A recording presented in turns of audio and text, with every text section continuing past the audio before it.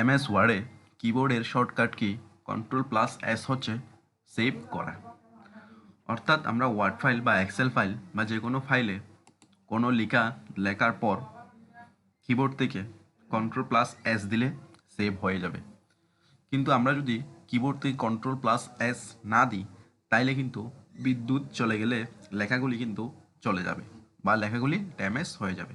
সেই জন্য আমাদের সকলের উচিত প্রতিটি লাইন লেখার পরেই বারবার ctrl+s ক্লিক করা।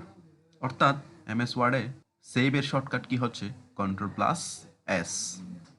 এরপরে আসি ctrl+t অর্থাৎ নিউ ট্যাব।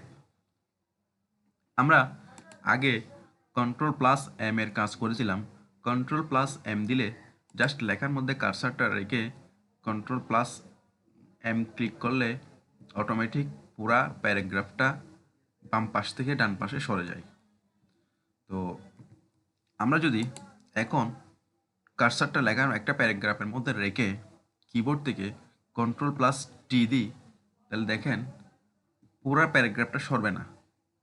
অর্থাৎ প্রথম লাইনটা ঠিক থাকবে এবং পুরা প্যারাগ্রাফটা সরে যাবে। আমি আবারও দেখাচ্ছি। দেখেন কিবোর্ড থেকে কন্ট্রোল চেপে ধরে টি ক্লিক করলাম। দেখেন আমাদের একটা লাইন কিন্তু ঠিক থাকতেছে, প্রথম লাইনটা ঠিক থাকবে, পরবর্তী লাইনগুলি সব সরে যাবে। এটাই হচ্ছে ctrl+t। এরপর আসি ctrl+u অর্থাৎ আন্ডারলাইন। তো আমরা যদি সচরাচর লেখা লিখি তাহলে কিন্তু কোনো আন্ডারলাইন পড়ে না। আমার সোনার বাংলা। তো এখন আমি যদি কিবোর্ড থেকে কন্ট্রোল চেপে ধরে ইউ ক্লিক করে লেখা শুরু করি, দেখেন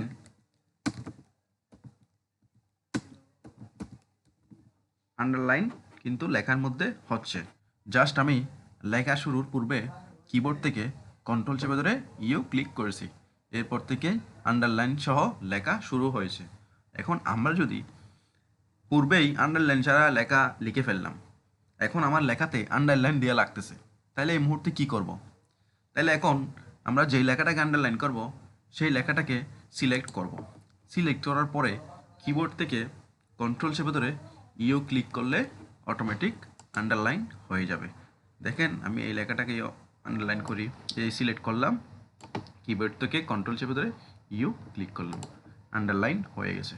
আশা করি বুঝতে পারছেন।